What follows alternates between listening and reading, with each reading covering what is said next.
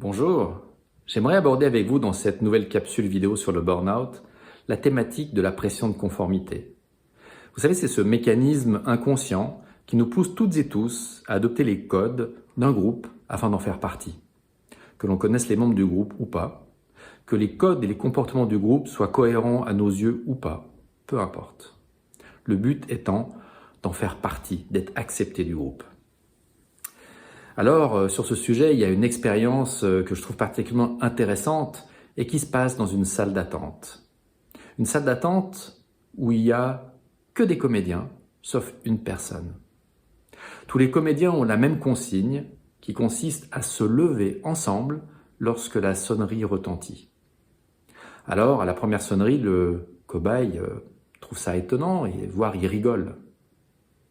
À la deuxième sonnerie, on commence à le voir hésiter un peu. À la troisième sonnerie, on voit des doutes qui commencent à se manifester et une hésitation. Et au fur et à mesure des répétitions, on commence à le voir esquisser un mouvement, jusqu'au moment où il adopte entièrement et totalement le code de ce groupe, dans le seul but inconscient d'en être accepté, d'en faire partie. C'est ça la pression de conformité.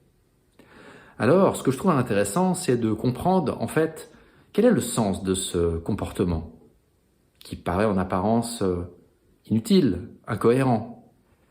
Eh bien, il faut se souvenir qu'à une époque ancienne, lorsque nous habitions dans la forêt, dans des espaces sauvages, dangereux, nous étions protégés par le clan, par le groupe, le village, protégés des dangers de la forêt, des bêtes sauvages, mais aussi des agressions des camps ennemis et du froid mordant de l'hiver et de la nuit.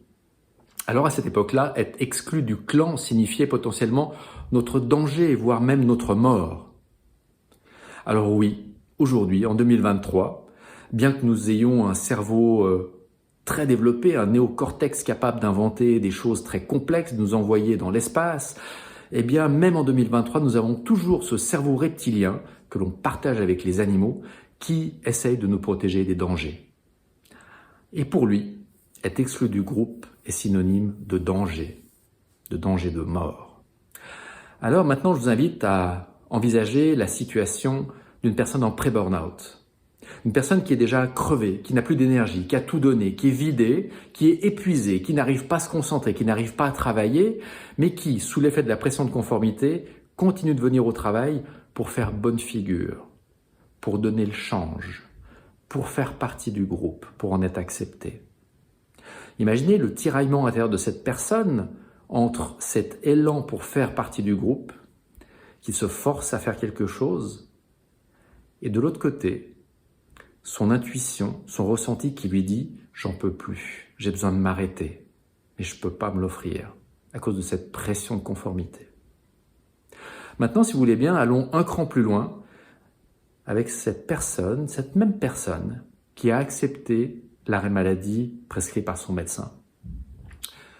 Imaginez la personne maintenant rendue chez elle, qui a tout le temps pour se reposer, mais qui est toujours tiraillée, et même encore plus tiraillée du fait qu'elle ne voit pas ses collègues, elle ne voit pas le groupe, elle ne peut pas faire comme le groupe, partager ne serait-ce qu'un café avec ses collègues.